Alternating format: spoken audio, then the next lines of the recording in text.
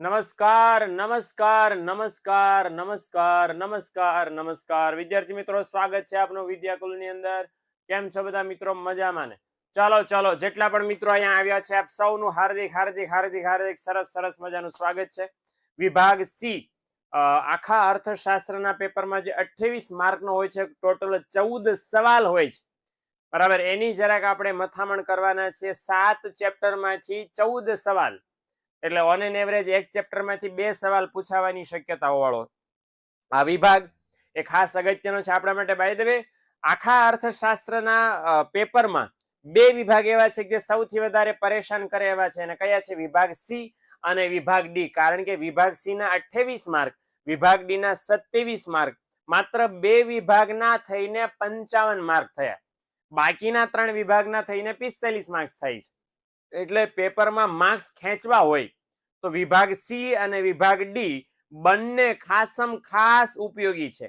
એમાં પણ વિભાગ સી ખાસ યાદ રાખજો મિત્રો, આ વિભાગ એવો છે કે તમે ધારશો તો તમારો સમય આ વિભાગ સી માં બચી પણ શકશે, અને ધારશો તો આ વિભાગમાં તમારો સમય વયો પણ જશે. અને એના કારણે ઘણા બધા મિત્રોને પેપર પૂરું નહીં થાય. એનું રીઝન શું હશે? રીઝન સાદું સિમ્પલ હશે. શું? કે ભાઈ તમે છે જેટલું લખવાનું હતું એના કરતા વધારે લખી નાખ્યું. હવે એવું ન થાય એટલા માટે દરેકે દરેક સવાલના જવાબમાં ક્યાં સુધી અટકીને લખવું, મિનિમમ કે મેક્સિમમ કેટલું લખવું, આની જાણકારી સૌથી પહેલા સૌથી વધારે તમને હોવી જોઈએ. એનું ધ્યાન રાખીને જ્યારે જ્યારે આપણે બધા ચેપ્ટરના પ્રશ્નોની તૈયારી કરશું, અહીંયા હું તમને બધું કહીશ, ત્યારે એ પણ કહેતો જઈશ કે કેટલા મુદ્દા કયા સવાલની અંદર કેટલી મર્યાદામાં લખવાના થશે. આવું જો કરશું આપણે તો મિત્રો ખાસમ ખાસ તમારો સમય બચશે. 3 કલાકની અંદર તમે તમારું કામ સરળતાથી કરી શકશો. ઓકે, ચાલો. સૌથી પહેલું ચેપ્ટર છે. પહેલા ચેપ્ટરમાંથી તો બહુ બધા સવાલ નીકળે એમ છે, પણ આપણે પહેલો સવાલ કયો છે? અર્થશાસ્ત્રનો અભ્યાસ કરવામાં કમ્પ્યુટર ટેકનોલોજી કઈ રીતે ઉપયોગી છે. હવે કમ્પ્યુટર ટેકનોલોજીના 5 ઉપયોગો છે. પ્રેઝન્ટેશન બનાવવામાં, આકૃતિ દોરવામાં, અને આંકડાકીય માહિતીની પ્રોસેસ કરવામાં, માહિતીનો સંગ્રહ કરવામાં, અને અન્ય ઉપયોગો છે. હવે આ જે 5 ઉપયોગો છે, 5 સમજાવવા થશો તો સાંજ પડી જશે. એટલે 5 ઉપયોગોને ટૂંકમાં 1 અથવા 2 લીટીમાં સમજાવવાના છે. 5 ને જો તમે એક લીટીમાં સમજાવશો તો 5 લીટી થઈ જશે. ટૂંકમાં મારો કહેવાનો મતલબ એ છે કે 2 માર્ક્સનો સવાલ છે તો વધીને 4 થી 6 લીટીમાં, વધીને મેક્સ, અથવા તો 4 થી 6 મુદ્દામાં મેક્સિમમ એ પૂરો કરી દેવાનો છે. એટલે આ વસ્તુનું ખાસ મિત્રો ધ્યાન રહે, એ કાળજી છે તમારે રાખવાની છે. ઓકે, ચાલો. ત્યાર પછી વૃતાંશ આકૃતિ દોરતી વખતે કઈ બાબતો ધ્યાનમાં રાખવી જોઈએ? તો વૃતાંશ આકૃતિ દોરતી વખતે 3 બાબતો ધ્યાનમાં રાખવાની ચોપડીમાં આપી છે. એ 3 બાબતો છે તમારે અહીંયા ખાસમ ખાસ ધ્યાનમાં લેવાની છે. પહેલી 2 બાબત નાની છે એટલે એનો અડધો માર્ક્સ મળશે. ત્રીજી બાબત મોટી છે એટલે એનો આખો માર્ક્સ મળશે. બધું થઈને 2 માર્ક્સ હશે. હાલો, ત્યાર પછી સામયિક શ્રેણીના વલણો દર્શાવતો આલેખ એટલે શું? હવે એની વ્યાખ્યા ચોપડીમાં આપી છે, જમણી બાજુના પેજ ઉપર 2 માર્કમાં લાંબી થાય એટલી. તો એ ખાસ તમે જોશો તો ખ્યાલ આવશે. સામયિક શ્રેણીના વલણો દર્શાવતો આલેખ. ઓકે, તો આ વલણો દર્શાવતો જે આલેખ છે એ કામ કરશો તો વાંધો આવશે નહીં. ઓકે, ચાલો. બીજું, સામાન્ય રીતે આકૃતિમાં વપરાતા વિવિધ પ્રકારોના નામ લખવાના છે, નામ આપવાના છે. તો આકૃતિમાં કયા કયા પ્રકારો છે એ ધ્યાનમાં લેવાય છે. તો 6 આકૃતિના પ્રકારો છે. માત્ર ને માત્ર એના નામ લખવાના છે. એનો મતલબ એમ છે કે અંદર કઈ ડિટેલિંગમાં આપણે જવાનું નથી, માત્ર નામ લખીને વહી આવવાનું છે. ચલો આગળ. સ્તંભાકૃતિ એટલે શું અને એના પ્રકારો જણાવવાના છે. તો સ્તંભાકૃતિમાં શું છે કે સ્તંભાકૃતિમાં માહિતી દર્શાવતો જે ચલ છે એના વિવિધ વિભાગોના મૂલ્ય માટે આપણે છે અલગ અલગ સ્તંભ દોરીને દર્શાવીએ, એ સ્તંભાકૃતિ છે. અને તેના 3 પ્રકારો છે: સાદી સ્તંભાકૃતિ, પાસપાસીની સ્તંભાકૃતિ અને સાદી વિભાજિત, તો ખાલી વિભાજિત સ્તંભાકૃતિ. એના 3 પ્રકારો લખવાના થાય. ઓકે, ચાલો. એટલે આટલા જ સવાલ મેં સિલેક્ટ કર્યા છે પહેલા ચેપ્ટરમાં. ઓકે, પણ આ વસ્તુનું ખાસ ધ્યાન રાખજો કે આ સવાલ પાકા થઈ જવા જોઈએ. ઓકે, તો પરીક્ષામાં માર્ક્સ આવશે, નહીતર નહીં આવે. અને બીજું કે આ સવાલ પાકા કરશો એના પછી બોર્ડની પરીક્ષા માટે પણ આ કામના છે, એટલે એ પણ ધ્યાન રાખીને આગળ ચાલજો. ચલો, ત્યાર પછી ચેપ્ટર નંબર 2, જીવનના ભૌતિક ગુણવત્તાના અંકની રચના એટલે પિક્ચોલાની રચના. ચોપડીમાં જ આપી છે 4 મુદ્દામાં. ચોપડીમાં 4 મુદ્દામાં આપ્યું. 4 મુદ્દા આપણે બેઠા લખી નાખવાના છે. ડાબી બાજુનો પેજ ઉપર આપ્યું છે બીજા ચેપ્ટરમાં. ઓકે, તો એ 4 મુદ્દા લખવાના થશે. ચલો, ત્યાર પછી પરિમાણાત્મક અને ગુણાત્મક આ બંને પરિવર્તનો ક્યાં ક્યાં આવે છે? તો હકીકતમાં ચોપડીમાં લખ્યું છે આર્થિક વિકાસના બીજું લક્ષણ આપ્યું છે લક્ષણોમાં, અને આર્થિક વિકાસનું આ જે બીજું લક્ષણ આપ્યું છે એની અંદર સ્પષ્ટ ઉલ્લેખ છે. શું ઉલ્લેખ છે કે પરિમાણાત્મક પરિવર્તન એટલે શું? તો કે ઉત્પાદનમાં વધારો થાય, ઉત્પાદનના પ્રમાણમાં વધારો થાય. ઓકે, તો એ કેવું પરિવર્તન કહેવાય? પરિમાણાત્મક. લોકોના જીવન ધોરણમાં સુધારો થાય, સંશોધનોના કારણે વસ્તુની ગુણવત્તામાં સુધારો થાય, તો એને કેવું પરિવર્તન કહેવાય? ગુણાત્મક પરિવર્તન કહેવાય. ઓકે સર, આકૃતિ અને આલેખનું મહત્વ મોસ્ટ આઈએમપી છે ફોર શ્યોર. એ 3 માર્ક્સમાં ઓલરેડી મેં મૂકી દીધું છે, એટલા માટે અહીંયા 2 માર્ક્સમાં આપ્યું નથી. ઓકે, એટલે આ વસ્તુનું ખાલી મિસ્ટર વાળા એમ કે છે કે સર આજ પૂછાશે, કરશો તો. ઓકે, નહીતર શું થાય છે કે આમાં જ પાકું નહીં કર્યું હોય ને પછી પૂછાશે તો એ કામનું નથી. ઓકે, હાલો. નંબર 3, વિકાસના નિર્દેશકો શું છે તેની યાદી આપો. હવે આ કે સવાલ પૂછો છે ભાઈ, તો બીજા ચેપ્ટર માંથી જ પૂછો છે. વિકાસના નિર્દેશકોના નામે પહેલો નિર્દેશક છે રાષ્ટ્રીય આવકનો વૃદ્ધિ દર. હવે શરૂ થાય એની ઉપર વ્યાખ્યા આપી છે કે ભાઈ દેશમાં વિકાસ થયો છે. જો થયો છે તો કેટલો ઝડપ છે, કેટલો થયો છે, જો થયો છે કે નહીં, તો કે હા ને હા, કે ના તો કે હા. તો કેટલો થયો છે, હવે કેટલો થયો તો કેટલી ઝડપથી થયો છે. આ 3 સવાલના જવાબ જે પરિબળો, ઘટકો, નિર્દેશકો, માપકો દ્વારા આપી શકાય એને કેવા કહેવાય? આર્થિક વિકાસના નિર્દેશકો કહેવાય. હવે એની યાદી શું આપવાની છે? તો 4 જ છે નિર્દેશકો: રાષ્ટ્રીય વૃદ્ધિ દર, માથાદીઠ આવકનો વૃદ્ધિ દર, જીવનની ભૌતિક ગુણવત્તાની સુધારણા, ચોથો માનવ વિકાસાંક. ખતમ વાત. ઓકે, બસ આટલું લખવાનું છે, એક વ્યાખ્યા અને 4 નામ. ઘણી બધી વાર સારા બરાબર ને ચા પીને બેઠા મસ્ત પેપર કાઢવા માટે તો ખાલી યાદી પૂછે તો એ 2 માર્ક્સમાં મજા આવી જાય આપણને. વિકાસની મર્યાદા જણાવવાની છે, તો આર્થિક વિકાસની મર્યાદાઓ છે 3 કે 4 જ છે, એટલે એ આપણે લખી નાખવાની છે. ચોપડીની અંદર બેઠી બેઠી આપી છે ને 2 માર્ક્સમાં લખી શકાય એવી છે. હવે આ બહુ સરસ મજાનો સવાલ છે. વિકાસની મર્યાદામાં જ આ સવાલ આપેલો છે, આવી જાય છે. બીજી મર્યાદા છે એ આનો જવાબ બનશે. ચોપડીના સ્વાધ્યાયમાં પણ આ સવાલ છે, બોર્ડની પરીક્ષા માટે પણ આ ખાસ આઈએમપી છે, ધ્યાન રાખજો. શું કે વૃદ્ધિ અને વિકાસમાંથી કોને માપવા મુશ્કેલી પડે છે? શા માટે? હવે આ જરાક સમજો, તો કોને માપવા મુશ્કેલી પડે? તો કે વિકાસને માપવા મુશ્કેલી પડે. શા માટે? કારણ કે વિકાસમાં પરિમાણાત્મક અને ગુણાત્મક બંને પરિવર્તનો આપેલા હોય. હવે 2 પરિવર્તનો આપેલા હોય તો પરિણામ શું આવે છે કે પરિમાણાત્મક પરિવર્તનને સરળતાથી માપી શકો, ગુણાત્મકને સરળતાથી માપી શકાય નહીં. અને એટલા માટે પરિમાણાત્મક પરિવર્તનો માપવા સહેલા છે, તો વૃદ્ધિ ફટાફટ મપાઈ જાય, કારણ કે વૃદ્ધિમાં માત્ર પરિમાણાત્મક સમાવેશ થાય. ગુણાત્મક પરિવર્તનો વિકાસમાં ધ્યાનમાં લેવાય છે અને એને બહુ સરળતાથી માપવા સહેલા નથી, બહુ અઘરા છે. અને એને ધ્યાનમાં રાખીને એમ કહી શકાય કે વિકાસ અને વૃદ્ધિ બંનેમાંથી વિકાસને માપવા મુશ્કેલી પડે છે, કારણ કે એમાં જે ગુણાત્મક પરિવર્તનો થાય છે, સામાજિક પરિવર્તનો થાય છે, સહેલાઈથી માપી શકાતા નથી ભાઈઓ બહેનો. હાલો, ત્યાર પછી આગળ વાત તમને કરું એ પહેલા તમને ખાસ કહી દો કે ટોપર બેચ ઓલરેડી લોન્ચ થઈ ગઈ છે, શરૂ થઈ ગઈ છે. ધોરણ 9, 10, 11 અને 12 આ ટોપર બેચ છે એ તમારી પ્રથમ સામયિક પરીક્ષામાં માર્ક લાવવાની સૌથી મહત્વની સારામાં સારી ચાવી છે. એટલે આનું ધ્યાન રાખીને જો ન જોડાણા હો અને પ્રથમ સામયિક પરીક્ષાની તૈયારી કરવી હોય ને, તો આમાં છે અમે દરેક ચેપ્ટરના એક લેક્ચર આખા ચેપ્ટરના રિવિઝનના મૂકેલા છે. ઓકે, એટલે ખાસ ધ્યાન રાખી અને ફટાફટ જો ન જોડાણા હોય તો જોડાવા માટે એક સરસ મજાનો નંબર છે, લિંક ડિસ્ક્રિપ્શનમાં પણ આપેલી છે, ફોન ડિસ્ક્રિપ્શનમાં પણ આપેલો છે, તો જરાક જોડાઈ જજો. સર, સ્કૂલનું હોમવર્ક ને કામે વાંચી શકતા નથી, સ્કૂલના હોમવર્કના કારણે વાંચી શકતા નથી, પ્લીઝ રિપ્લાય. ઓકે સર, અર્થશાસ્ત્રમાં સારા, હું તમને સવાલ એક સાથે લઈ લઉં. અર્થશાસ્ત્રમાં સારા માર્ક્સ કઈ રીતે લાવવા? ધોરણ 12 માં આર્ટ્સ માટે કંઈક કરજો સર. ઓકે, બોર્ડની એક્ઝામ વખતે આર્ટ્સ માટે ફોર શ્યોર બધા વિષયના આઈએમપી આવશે સર. ઇકોનોમિક્સમાં ટાઈમ બહુ ઘટે છે. અચ્છા, અર્થશાસ્ત્રમાં ચલો મોસ્ટ ઓફ 2 સવાલ છે કે અર્થશાસ્ત્રમાં સારા માર્ક્સ કઈ રીતે લાવવા, અને હોમવર્ક એટલું બધું વધી જાય છે કે વાંચવાનો ટાઈમ નથી રહેતો. આપણા પરસેપ્શન કેવા છે, જો વિચારસરણી બદલવાની જરૂર છે. પહેલી વસ્તુ એ મિત્રો કે જ્યારે તમે એમ કહો છો કે લેશન એટલું બધું છે અને એટલે લેશન કરવા રહીએ ને તો વાંચવાનો ટાઈમ નથી રહેતો. મને હંમેશા એવું થાય છે કે લેશન તમને કોઈ 8મા વિષયનું અપાય છે, તમે જે 7 વિષય ભણો છો એ સિવાયના 8મા વિષયનું લેશન હોય છે, તો કે નહીં, તમને જે ભણાવે છે એ સિવાયનું લેશન હોય છે નહીં. તો મારા મિત્રો, ભાઈઓ બહેનો, જે તમે લેશન કરો છો એ લેશન એવી રીતે કરો ને કે લેશન જે કર્યું એને પાકું થઈ જાય. દાખલા તરીકે સ્વાધ્યાય તમને લખવાનું કીધું. હવે જે તમને સ્વાધ્યાય લખવાનું કીધું એ સ્વાધ્યાયના જેટલા સવાલ તમને આવડી પાકા કરી નાખો ને. મોટા ભાગના સવાલ લખતા લેશન કરતી વખતે પાકા કરો તો એને અલગથી વાંચવા ન પડે. આંકડા શાસ્ત્રના સૂત્ર, દાખલા ગણતી વખતે જેટલી વાર દાખલો ગણો એટલી વાર સૂત્ર બોલો તો સૂત્ર અલગથી પાકા કરવા ન પડે.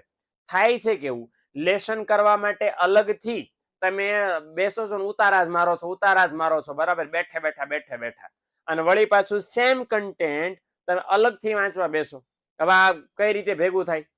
એટલે જ્યારે લેશન કરો છો ને તો લેશન જ એવી રીતે કરો કે એમાં તમારું સાથે સાથે પાકું થતું જાય.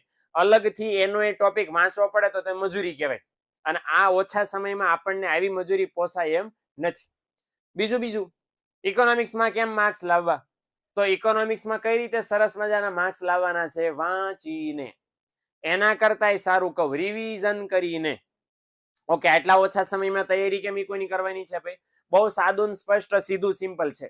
ઇકોનોમિક્સમાં કામ શું કરવાનું છે તમારે ભાઈ? તો સૌથી પહેલા મોટા સવાલ પાકા કરવાના, 5 માર્ક વાળા, પછી 3 માર્ક વાળા, પછી 2 માર્ક વાળા, પછી 1 માર્ક વાળા. એમસીક્યુ બરાબર ને? જસ્ટ ટાઈમ વધે તો જ એમસીક્યુ પાકા કરવાના, કારણ કે એમસીક્યુ ગમે તે પૂછાઈ શકે છે. તમે કટ ટુ કટ તૈયારી કરી છે, એમસીક્યુ ની તૈયારી કરવી જ નહીં પડે. એટલે પહેલા 5 માર્ક્સ વાળા સવાલના મેઇન ટાઇટલ, 3 માર્ક્સના સવાલ જે વિધાન વાળા ની બધા પૂછાય છે, પછી 2 માર્ક્સ વાળા, પછી છેલ્લે 1 માર્ક વાળા. આવી રીતે તૈયારી કરશો તો સર પરીક્ષામાં સારામાં સારા માર્ક્સ તમે લાવી શકશો મિત્રો. ઓકે, ચાલો. ઇકોનોમિક્સ સમજાતું નથી બરાબર, તો બેટા વિદ્યાકુલ સાથે જોડાવું, બેચનો લાભ લ્યો તો પછી સરળતાથી સમજાઈ જશે. ઓકે, ઇકોનોમિક્સમાં ટાઈમ ઘટે છે તો ભાઈ લખવાની પ્રેક્ટિસ ઘટે છે. પહેલા લખવાની પ્રેક્ટિસ કરશો એટલે વાંધો નહીં આવે. ઓકે, ચાલો. ચેપ્ટર નંબર 3, ખૂબ વધુ નાણું ઓછી વસ્તુને પકડ દોડ્યા. મેકલપનું વિધાન છે આપણે સમજાવવાનું છે. ક્યાં મળશે આ તમને? કે ત્રીજા ચેપ્ટરમાં છે, ફુગાવાના કારણોમાં છે. પહેલું કારણ છે માંગમાં વધારો. એમાં પહેલું પેટા પરિબળ છે નાણાંના પુરવઠામાં વધારો, અને એ આની અંદર જવાબ સ્વરૂપે આપણે લખવાનું થશે. હાલો, ત્યાર પછી છે નાણાંના પુરવઠાનો વધારો કેવી રીતે ફુગાવો સર્જે છે. હવે યાદ રાખજો, આ બે સવાલ છે ને, બે સવાલ એનો જવાબ એક જ છે. બે સવાલનો જવાબ એક છે, પણ તમને સવાલ જોઈને એવું લાગે હલો આવું તો ક્યાંય આવશે. એટલે બે સવાલ છે એક જ મુદ્દામાંથી પૂછ્યા છે, એક જ હાથે કરીને એટલા માટે રાખ્યા છે કારણ કે ઘણી બધી વખત આવી રીતે પૂછે ને તો આપણે બધા ગોટે ચડી જઈએ છીએ. એટલે આ વસ્તુ ખાસ ધ્યાન રાખજો કે આ બેનો જવાબ એક જ છે. ઓકે, બરાબર. માંગમાં વધારાનું જે કારણો 3 આપ્યા છે એમાંનું પહેલું કારણ નાણાં પુરવઠાનો વધારો. બેમાં આ જ સમજાવવાનું છે, કાંઈ નવું અલગ નથી. હાલો, નાણાંના 3 કાર્યો છે, એમાંથી વિનિમયના માધ્યમનું કામ છે, તમારે 2 માર્ક્સમાં સમજાવવાનું છે. સિમિલરલી ફુગાવાના 4 જ લક્ષણો ચોપડીમાં આપ્યા છે તો એ સમજાવવાનું છે. ઓકે, ચલો. ત્યાર પછી છે વસ્તી વૃદ્ધિની ફુગા ઉપર અસર જણાવવાની છે. તો વસ્તી વધારાનું એક કારણ આપ્યું છે એ આપણે ખાસ સમજાઈ દેવાનું છે. ચાલો, ફુગાવાના કારણો અને નાણાંના પુરવઠાના નાણાંનો ઉદ્ભવ અને વિકાસ, નાણાંના પ્રકારો. એક આમાં મારે એડ કરવું છે, નાણાંના પ્રકારો. ઘણી બધી વાર 1 માર્કમાં પૂછાય છે, અને ઘણી બધી વાર તમારા ભાગ સારા હોય તો 2 માર્ક્સમાં પણ પૂછાય છે. બહુ સહેલો સવાલ છે બરાબર. નાણાંના કાર્યોની એક્ઝેક્ટ નીચે આ નાણાંના પ્રકારો આપેલા છે બરાબર. વસ્તુ નાણું, ધાતુ નાણું, પશુ નાણું, કાગદી નાણું, બરાબર ને? તો એ બધા જે નાણાંના પ્રકારો છે, પ્લાસ્ટિક નાણું છેલ્લે આવ્યું છે. ઓકે, તો અહીંયા લખવાનું છે. ઓકે, ચાલો. લાસ્ટ ડે રિવિઝન કેમ કરવું એના માટેનો વિડીયો હું લઈને આવી રહ્યો છું, ટેન્શન નટ. ચાલો, આરબીઆઈ અંતિમ સહાયક તરીકેની જવાબદારી નિભાવે છે. ચેપ્ટર 4 માંથી આ સવાલ છે, તો ક્યાંથી મળશે? આરબીઆઈ ના નાણાકીય જે કાર્યો છે એ રિઝર્વ બેંક ઓફ ઇન્ડિયાના નાણાકીય કાર્યોમાં એક છે અંતિમ સહાયકની ભૂમિકામાં. શું કરે છે કે વેપારી બેંકોને નાણાંની જરૂર પડે આકસ્મિક સંજોગોમાં, તો રિઝર્વ બેંક ઓફ ઇન્ડિયા છે તાત્કાલિક સમયે નાણાં પૂરા પાડી અને બેંકોની જે કટોકટી હોય ને એ અટકાવવાનું કામ કરે છે. ચલો આગળ. મધ્યસ્થ બેંક એ કેવી બેંક છે? તો કે સરકારની બેંક છે. એટલે સરકારની બેંક એટલે શું? આ નાણાકીય કાર્યમાંથી જ સવાલ છે ભાઈ દવે, કે સરકાર વતી જે કામ સરકારે કરવાના છે, સરકાર વતી કોણ કરે છે? મધ્યસ્થ બેંક કરે છે. દાખલા તરીકે સરકાર વતી ચલણી નાણું બહાર પાડે છે, સરકાર વતી ઘણી બધી યોજનાનો અમલ, દાખલા કે જનધન યોજનાનો અમલ કરે છે, સરકાર વતી ધિરાણ મેળવવાનું અને ધિરાણ ઉછીને આપવાનું કામ કરે છે, સરકાર વતી જામીનગીરીઓ બહાર પાડે છે. તો બહુ બધા કામ છે જે સરકાર વતી બેંક કામ કરે છે. અચ્છા, કાયદા માન્ય પ્રવાહિતાનું પ્રમાણ, SLR નો મતલબ શું થાય? Statutory liquidity ratio. ઓકે, તો એ ખાસ આપણે સમજાવવાનું છે માત્ર ને માત્ર 2 માર્કમાં. ફુગાવામાં બેંક રેટમાં કયું પરિવર્તન કરે છે? તો બેંક રેટ છે કયું પરિવર્તન જોવા મળે છે? તો કે ફુગાવામાં બેંક રેટ વધે છે. શું લેવા? બેંક રેટ વધે તો બેંકોએ આરબીઆઈ ને વધારે વ્યાજ ચૂકવવું પડે. બેંકો આરબીઆઈ ને વધારે વ્યાજ ચૂકવે તો બેંકોને વ્યાજ ચૂકવવું મોંઘું પડે. એટલે બેંકો ગ્રાહકોને ઊંચા વ્યાજે ધિરાણ આપે. હવે ગ્રાહકોને ઊંચા વ્યાજે ધિરાણ આપે પરિણામ શું આવે? ગ્રાહકો ઓછું ધિરાણ લે. ઓછું ધ્યાન લે તો ફુગાવો કંટ્રોલમાં આવી જાય, કામ ખતમ. ઓકે, હાલો. બેંક શબ્દનો ઉદ્ભવ અને વિકાસ કઈ રીતે થયો? તો બેંક શબ્દ છે તમે લખ્યું છે કે સંસ્કૃત શબ્દ ભાંડ ઉપરથી ઉતરી આવ્યો છે.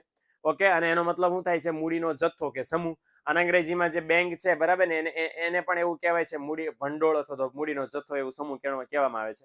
અને યુરોપના જે વેપારીઓ હતા એ લાકડાની ઢળતી પાટલી ઉપર નાણાંની લેવડ દેવડ કરતા આપણે જેને શરાફો કહીએ છીએ. ઓકે, તો એમને ધારીને આ બેંક શબ્દનો ઉદ્ભવ થયો. ચાલો ચેપ્ટર નંબર 5. ત્યાર પછીનો સવાલ અને એ છે ગરીબીની સ્થિતિનો ખ્યાલ. હવે આમાં ઘણા બધા ગૂંચવાઈ જાય છે. વોટ ઇઝ ધીસ ગરીબીની સ્થિતિનો ખ્યાલ? તો ગરીબીની સ્થિતિના ખ્યાલમાં શું કરવાનું છે ખાસ સમજજો. ગરીબીની વ્યાખ્યા ખાસ લખવાની છે. ગરીબી કેવો ખ્યાલ છે એ લખવાનું છે. તો ગરીબીની એક સરસ મજાની વ્યાખ્યા આપી છે કે કોઈ વ્યક્તિ પોતાની જીવનની લઘુત્તમ જરૂરિયાતો ન સંતોષી શકે. ઓકે, તો એવી પરિસ્થિતિને ગરીબીની સ્થિતિ તમે કહી શકો. આવું 2 માર્ક્સમાં છે. ગરીબીના અર્થની અંદર ચોપડીમાં આપ્યું છે. પ્લીઝ ખાસ ચેક કરજો. ચલો, આંતરરાષ્ટ્રીય સ્તરે ગરીબીનું માપન કઈ રીતે થાય છે? તો ઇન્ટરનેશનલ લેવલે ગરીબીનું માપન છે વિશ્વ બેંક કરે છે સમખરીદ શક્તિના સિદ્ધાંત ઉપર. 15 વર્ષ કે તેથી વધારે વયના લોકો છે એ દૈનિક પોતાના જીવનમાં વસ્તુ સેવા કેટલી વાપરે છે એના આધારે કરવામાં આવે છે.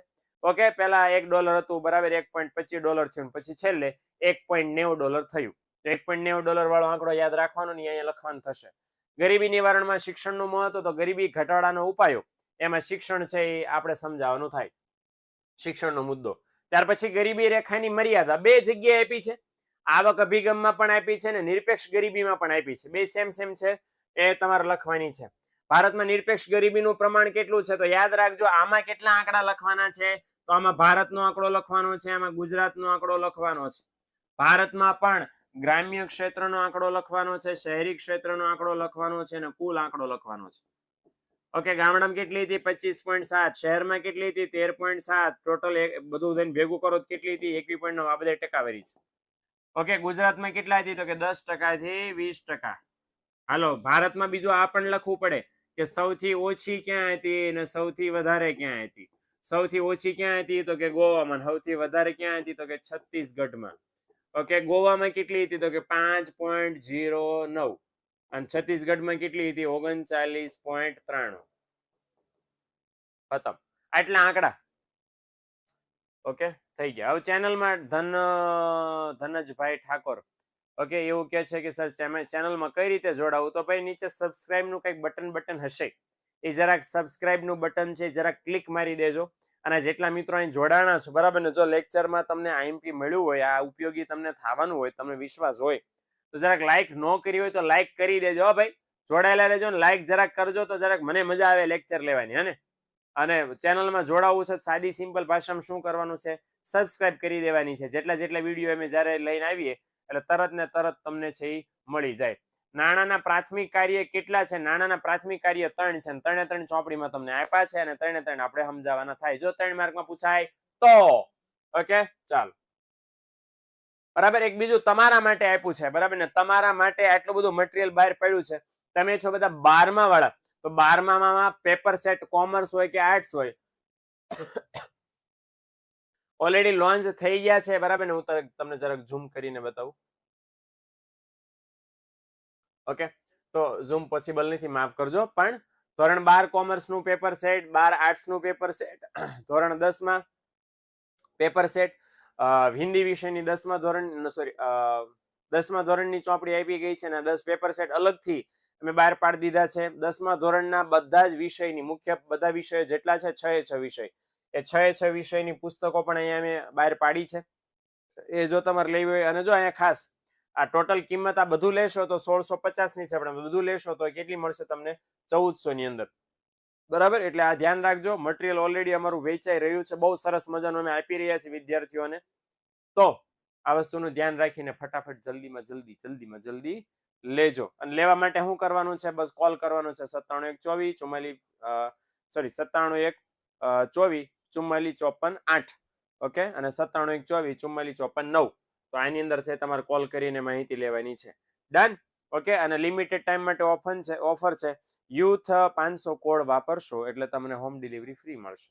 ઓકે, તો આ જરાક ઓફરનો લાભ લઈ તાત્કાલિક તમે કામ કરશો. હાલો, ચેપ્ટર નંબર 6 2015 ની નવી શિક્ષણ નીતિનો હેતુ કયો છે? તો 2015 ની નવી શિક્ષણ નીતિનો હેતુ એવો છે મિત્રો કે 2015 માં નવી શિક્ષણ નીતિમાં સરકારે ઉત્પાદકીય શિક્ષણ બાળકોને મળે અને બાળકોનો સર્વાંગી વિકાસ થાય.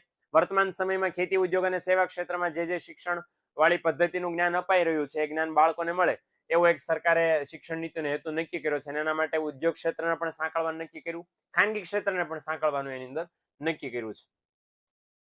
ગ્રામ્ય વિસ્તારમાં સતત વીજળીની સેવા ઉપલબ્ધ કરવા કઈ નવી યોજના શરૂ કરવામાં આવી છે? તો બહુ સરસ મજાની યોજના છે પંડિત દીનદયાળ ઉપાધ્યાય ગ્રામ જ્યોતિ યોજના. વાટલું લખીને ભાગી નહીં જવાનું, 2 માર્કમાં સવાલ છે એટલે યોજના વિશે સમજૂતી આપવી પડે કે પંડિત દીનદયાળ ઉપાધ્યાય ગ્રામ જ્યોતિ યોજના શરૂ કરવામાં આવી. જે અગાઉ એની પહેલા કઈ હતી તો કે ગ્રામ વિદ્યુતીકરણ યોજના હતી અને આ શા માટે શરૂ કરવામાં આવી? તો ગામડામાં 24 કલાક 7 દિવસ વીજળીની સુવિધા પૂરી પાડવા માટે. ઓકે, ચાલો. ત્યાર પછી છે ચક્રીય બેરોજગારી એટલે શું? હવે ચક્રીય બેરોજગારી એટલી ઓલરેડી ચોપડીમાં આપી છે અને બહુ ખાસી આપી છે, 3 માર્ક્સમાં લખી શકાય એટલી. પણ આપણે શું કામ કરવાનું છે તો આપણે એમાંથી માત્ર અર્થ ઉઠાવવાનો છે. શા માટે ચક્રીય બેરોજગારી દેશમાં વધે છે એટલું લખીને ભાગી જવાનું છે. એક ઉદાહરણ લખવું હોય તો લખી શકે હીરા ઉદ્યોગમાં જોવા મળે આપણા ભારત દેશમાં. ઓકે, એટલે આટલું આપણે ખાસમ ખાસ મિત્રો કામ કરવાનું થશે. હાલો, ડન.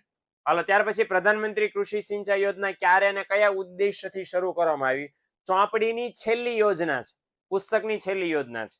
ઓકે, 2014 માં જે શરૂ થઈને બહુ સરસ મજાનું એનું ટેગલાઈન છે, હર ખેત કો પાણી, એટલે દેશના દરેક ખેતી થતા ખેતરમાં સિંચાઈની સુવિધાનો લાભ મળે એટલા માટે યોજના શરૂ કરવામાં આવી. હાલો, સક્રિય શ્રમનો પુરવઠો કોને કહેવાય? હવે આમાં ખાલી એવું નથી લખીને ભાગી જવાનું 15 થી 64 વર્ષની વયની વસ્તી વાળાને શું કહેવાય? હવે તો કહેવાય સક્રિય શ્રમનો પુરવઠો એને. ઉપરાંત એમાં શું લખવાનું હોય કે 15 થી 64 વર્ષની વયની જે વસ્તી છે એની સંખ્યા દેશમાં વધારે હોય તો દેશની પરિસ્થિતિ સારી છે એમ કહેવાય. હવે આપણા દેશમાં આવો સક્રિય શ્રમનો પુરવઠો 65.3% છે. તો કે આ 7મા ચેપ્ટરનો આંકડો છે એ વાપરી શકાય. બીજી વસ્તુ ખાસ કે જ્યારે બેરોજગારીનો અભ્યાસ થાય તો સક્રિય શ્રમના પુરવઠાને ધ્યાનમાં રાખીને જ બેરોજગારી ભણવામાં આવે છે. આ વસ્તુનું પણ ખાસ ધ્યાન આપણે રાખવાનું છે. સર આઈએમપી કરીને તો પાસ થઈ જાય, પહેલા બધા પાકું કરી નાખો. ઓકે, એટલે પાસ ન થાવ તો પછી કેજો. ભારતમાં શ્રમની ઓછી ગતિશીલતા માટે કયા પરિબળો જવાબદાર છે? હવે આ બેરોજગારી ઉદ્ભવવાના જે કારણો છે ને એ કારણો 10 આપ્યા છે અને એ કારણોમાં એક કારણ છે શ્રમની ઓછી ગતિશીલતા. કયા કયા છે એ બધા લખવા પડે, નામ જ લખવાના છે, બીજું કાંઈ માથાકૂટ નથી કરવાની. સામાજિક પરિબળો છે, કૌટુંબિક સંબંધો છે, ભાષા, ધર્મ, રીતિ રિવાજ ને અજ્ઞાન ને વાહન વ્યવહાર ને સંદેશા વ્યવહાર ને આ બધી જે બાબતો છે એ આપણે આની અંદર સમજાવવાની થશે. ઓકે, હાલો, ત્યાર પછીનો ઓકે, જરા સ્ક્રીનશોટ પાડો હોય તો પાડી લેજો. બહુ લિમિટેડ સવાલ આપણે લઈને આવ્યા છીએ, લિમિટેડ સવાલ જ આપણે લઈને આવવાના છે, કારણ કે બધું લઈને આવશો તો પરિણામ આવશે તો બાકી શું રહેશે. ઓકે, હાલો.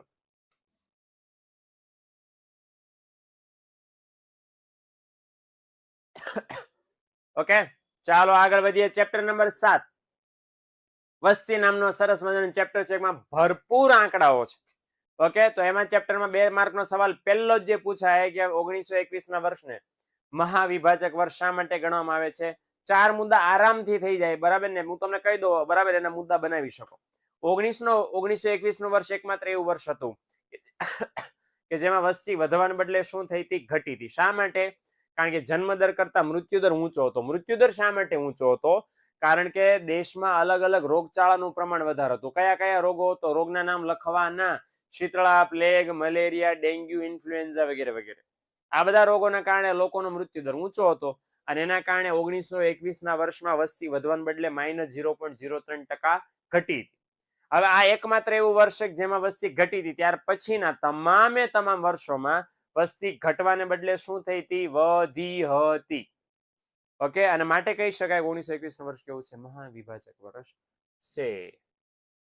ઉત્પાદક અને અનુત્પાદક વસ્તી એટલે શું? આ તમને મળી રહેશે ત્રીજું ઘટક, ત્રીજું અથવા તો ચોથું વલણ છે. ઘટક નહીં, સોરી, વલણ. વસ્તીના જે વલણો આપ્યા એમાં વલણ છે વય જૂથ પ્રમાણેની વસ્તી. અને એની અંદર લખ્યું છે કે ઉત્પાદક વસ્તી કોને કહેવાય? તો કે 15 થી 64 વર્ષની વયવાળી વસ્તીઓને ઉત્પાદક કહેવાય અને 0 થી 14 ને 65 થી વધારે વર્ષવાળી વસ્તીઓને શું કહેવાય? અનુત્પાદક વસ્તી કહેવાય. ઓકે, ચાલુ. ત્યાર પછી જન્મદરનો અર્થ આપી, જન્મદર માપવાનું સૂત્ર. હવે 2 માર્કમાં પૂછ્યો છે, આવું બોર્ડની પરીક્ષામાં પણ ઘણી બધી વાર આ સવાલ પૂછાઈ ગયો છે કે જન્મદર એટલે શું? દર 1000 જીવતા જન્મેલા બાળકો સોરી 10,000 ની વસ્તીએ જીવતા જન્મેલા બાળકોનું પ્રમાણ કે સંખ્યા ને શું કહેવાય? જન્મદર. હવે હંમેશા 10,000 મપાય છે, સૂત્ર એવું લખવાનું છે કે 10,000 જીવતા જન્મેલા સોરી 10,000 માણસો જીવતા જન્મેલા બાળકોની સંખ્યા તો પ્રમાણ ભાગ્યા કુલ વસ્તી ગુણ્યા 1,000. યાદ રાખજો ગુણાકારમાં 1000 જ આવવું જોઈએ. ઓકે, હાલો આ વખતે બોર્ડનું પેપર હાર્ડ છે. બિલકુલ જેનર બોર્ડનું પેપર હાર્ડ છે. અત્યારથી જ કહી દઉં છું બોર્ડનું પેપર હાર્ડ છે. જો તૈયારી ન કરીને એટલે તમારા માટે બોર્ડનું પેપર બહુ હાર્ડ છે. પણ જો તમે તૈયારી કરી તો બોર્ડનું પેપર એકદમ ઈઝી પીજી છે. યાદ રાખજો ખાસ ખાસ બરાબર ને. જ્યાં સુધી ભણો ને ત્યાં સુધી યાદ રાખજો. બોર્ડની પરીક્ષા દઈ દો ને ત્યાં સુધી બોર્ડનું પેપર કોઈ વર્ષે હાર્ડ અને કોઈ વર્ષે સહેલું નથી નીકળતું. બોર્ડનું પેપર હેલું નહીં થતું, બોર્ડનું પેપર હાર્ડ નહીં થતું. તમારી મહેનત ઓછી હોય, તમને પેપર ન આવડતું એટલે કેવું કહેવાય હાર્ડ. તમને મહેનત તમારી વધારે કરી હોય ને એટલું બધું મચી જાય, ગમે ને સવાલ પૂછે અરે ઘા કરી દેવાનું. એટલે બોર્ડનું પેપર હાર્ડ કાંઈ નીકળશે કે નહીં નીકળશે, ક્યારે નીકળશે, કેવું નીકળશે એની ચિંતા બિંતા બહુ રવા દો. તમારા હાથમાં બોર્ડના પેપરની ક્વોલિટી નથી, તમારા હાથમાં બોર્ડની પરીક્ષા નથી, બરાબર ને. તમારા હાથમાં કયો પ્રશ્ન પૂછાશે એ નથી. તો છે શું મહેનત. 6 મહિના બાકી છે ભાઈ, મંડો ને લડવા, થઈ જશે કામ.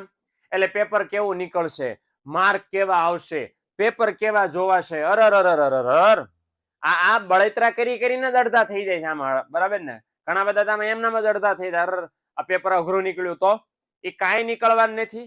તૈયારી મંડો કરવા એટલે કામ મંડે થવા, કામ ખતમ, બરાબર ને. એટલે આમ વિચારીને અડધા ગાંડા થઈ ગયા હોય. ઓહો બોર્ડમાં છે કાંઈ ભાઈ બોર્ડમાં હું બોર્ડમાં કાંઈ નથી, આપણે તો સ્કૂલમાં છીએ, 12મા ધોરણમાં છે, એનાથી વિશેષ બીજું કાંઈ નથી બોર્ડમાં. જેમ સ્કૂલ વાળા પેપર લે એમ બોર્ડ વાળા પેપર લે, ખતમ. ઓકે, હાલો વિભાગ ડી નો વિડીયો ઓલરેડી બની ગયો દીકરા, પ્લીઝ ગો એન્ડ ચેક. હાલો આગળ.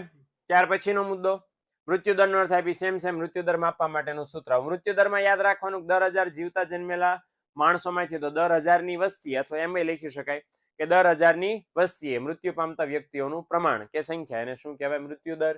અને શોધવા માટેનું સૂત્ર પણ છે કે 10,000 વ્યક્તિએ 10,000 ની વસ્તીએ મૃત્યુ પામતા માણસોની સંખ્યા ભાગ્યા કુલ વસ્તી ગુણ્યા 1,000. ઓકે, ચાલો. હવે આ જે સવાલ છે વસ્તી અને કુદરતી સંસાધનો વચ્ચે કેવો સંબંધ, એ તમને ક્યાં મળશે? પ્રસ્તાવનામાં. ઓકે, તો પ્રસ્તાવના જોશો ને એટલે એની અંદર 2 મુદ્દા આપ્યા છે 7મા ચેપ્ટરની પ્રસ્તાવનામાં, ત્યાંથી આ તમને જવાબ મળશે. ઓકે, હાલો લે ખતમ થઈ ગયું છે ભાઈ. 5 જ સવાલ મેં અહીંયા તમારા માટે લીધા છે ને અહીંયા તો આવી ગયું છે થેન્ક યુ, હે ને. હાલો 2-3 સવાલ લઈને આપણે ફટાફટ પૂરું કરીએ. ચલો વિલંબિત ચક્રવૃદ્ધિ શું લખ્યું છે? ચુકવાડીનું કર્યો નાના કહેવાયું, કારેલા કહેવાય સર. ઓકે, અચ્છા વિલંબિત ચુકવણીના કાર્યો, બરાબર. વિલંબિત ચુકવણી એટલે શું કે તમે એટ એ ટાઈમ કોઈ વસ્તુ છે આજે એની ખરીદી કરો, એનું પેમેન્ટ ક્યારે કરો? ભવિષ્યમાં. ઓકે, અને આ વિલંબિત ચુકવણીના કાર્યમાં કયું લખવાનું છે ખબર છે? નાણાંના મૂલ્ય સંગ્રાહકનું કાર્ય. નાણાંના મૂલ્ય સંગ્રાહકના કાર્યમાં છેલ્લી 3 લીટી લખવાની, ધિરાણની વ્યવસ્થા ને હપ્તા ખરીદ વેચાણ ને પદ્ધતિ, ઉધાર વેચાણ ને આ બધું એના ઉપર આધારિત છે, બરાબર ને. એટલે એ તમારે બીજા જે નાણાંનું મૂલ્ય સંગ્રાહકનું કાર્ય છે એની અંદર છેલ્લે વાંચ, જેમાં સવાલ જવાબ તમને આપેલો છે. ઓકે, આખા દિવસમાં 5-6 કલાક વાંચીએ તો ચાલે, બિલકુલ ચાલે. શું લેવાનું ચાલે? 5 નહીં 10 કલાક વાંચો, કોણ ના પાડે છે? પણ એવું ઇફેક્ટિવ વાંચો કે એનો ફાયદો થાય. નાટક નહીં કરવાના વાંચવાનું, ચોપડી લઈને ખાલી બેઠા નહીં રહેવાનું. ચાલો મમ્મીને દેખાય, પપ્પાને દેખાય, ઓહો. ઓકે, એટલે સર પેપરનું ટેન્શન ક્યારે લેવાનું ન હોય, કોઈ દી નો લેવાનું હોય, બરાબર. અને યાદ રાખજો પેપરનું ટેન્શન ક્યારે હોય? નો વાંચ્યું હોય તો, અધૂરું વાંચ્યું હોય તો, નકામું વાંચ્યું હોય. નકામું જો કે કોઈ દી હોતું જ નથી, હે ને. એટલે આ વસ્તુનું ધ્યાન રાખો. એટલે વાંચજો, તૈયારી કરશો તો વાંધો આવશે નહીં. અને જો નહીં કરો તો પેપર હેલું હશે ને ગામને હેલું લાગશે તો તમને અઘરું લાગશે. ખબર પડ્યો ને. એટલે આ વસ્તુ ખાસ મિત્રો ધ્યાન રાખજો. જે મિત્રોને એસપીસીસી ના આઈએમપી જોઈએ છે, ઓલરેડી આ જ ચેનલમાં એસપીસીસી ના આઈએમપી છે જ, તો એ જરાક જોઈ લો, ખોળી લ્યો, એમાં તમને મળી જશે. ઓકે, બધા ચેપ્ટરના એસપી ના આઈએમપી મળી જશે તમને. ઓકે, ચાલો ડન. મળીએ આપણે નેક્સ્ટ લેક્ચરમાં. આવજો, ટાટા બાય બાય, સી યા. મળીએ આપણે નેક્સ્ટ લેક્ચર. ચાલો આવજો.